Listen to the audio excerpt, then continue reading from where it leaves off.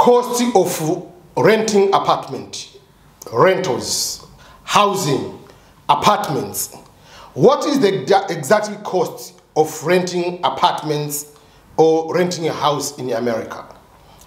Remember, when you are in America, this housing or apartment is going to cost the larger portion of your income.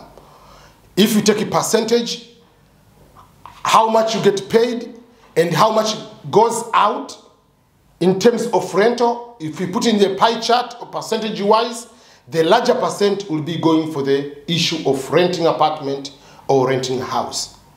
So for that particular case, you have to be very careful where you choose to live.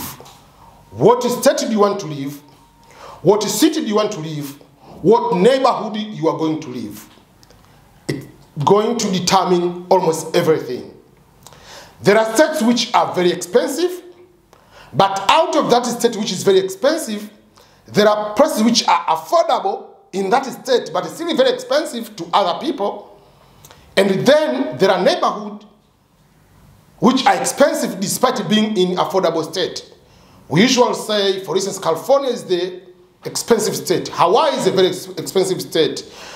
New York is a very expensive state. But again, there are certain neighborhoods, they might be a little bit affordable or cheaper. But there are states which are not very expensive. For instance, when you are talking of the state in the middle of the United States of America, you are talking about Missouri, Kansas, Iowa, others in Ohio, even going to Texas, going to Mississippi, southern states. They are very, very cheap or very affordable. But it will depend on what, again, neighborhood.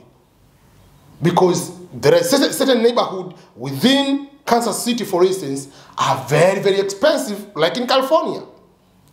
So that's number one. You have to know to live on your means. What neighborhood you're going to live, what state you're going to live. So don't just force yourself, I have to live in New York to feel that I'm a New Yorker. Don't force yourself, I have to live in Los Angeles to feel that I'm in America. No. If you afford to live there, yes, that's good. But don't force yourself to live beyond your means. But again, the renting of apartment, the renting of the house is based on the zip code, as I said, the neighborhood. Also, that is going to determine then what services you are going to get in that particular area, especially the quality of the school.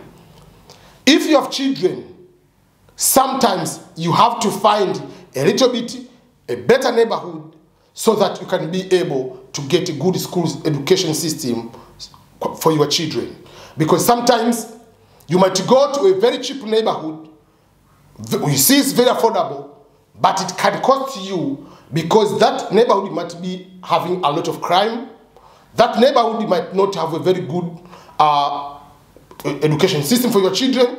That neighborhood might not have other services, maybe good transportation, or sometimes they might be drugged in that particular area. Sometimes they might not have good stores, or sometimes they might not have good park, recreation activities for your children, or after school programs. So you have to figure out what you are going to do. Yes, while you are single, you can say I can live anywhere. But once you have children, the children are going to determine what neighborhood you are going to live.